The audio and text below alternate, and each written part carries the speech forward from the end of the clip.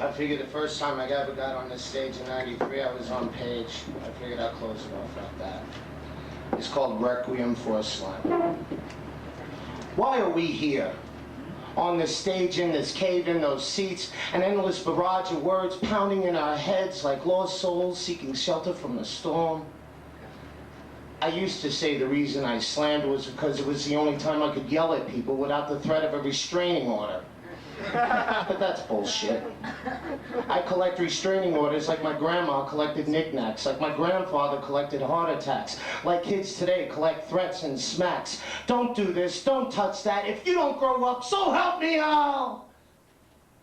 Maybe I didn't get enough attention as a child. The other children picked on me, called me terrible names, laughed at me in the shower.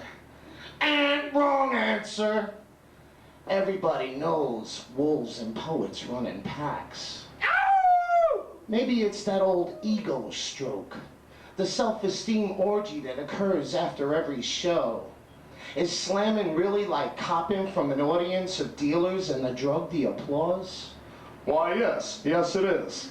But that's not why I slam. Shut up!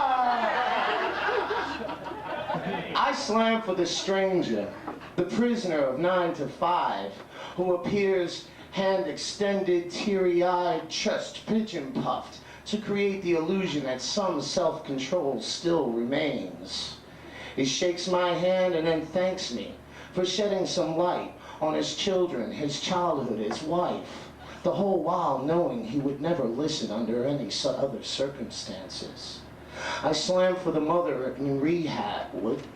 I slam for the mother with a daughter in rehab who cried when I dared her to try some of my lines. I even slam for that piece of shit who thinks it's hip to hit, kick, and abuse his friends and family.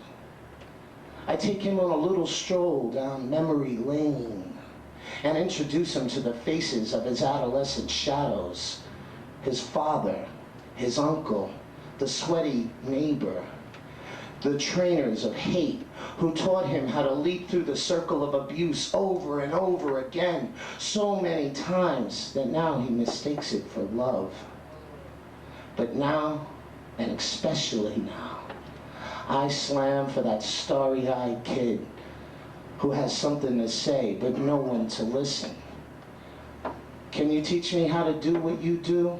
They don't teach us that stuff in school. It's the power of the prose, the vengeance of the verse, knocking down walls like cannons to castles, like C4 to Vegas, like us on these stages, in these caves, on these streets, yelling at the top of our lungs because we have something to say. God damn it, we care and we will be heard. So bring on your Bob Holmans and your Taylor Mollys, your egocentric Svengalis who shit their souls through mouths almighty. Because I am from the Mark Smith, Alan Wolfe Academy, where the points are not the point. The point is poetry.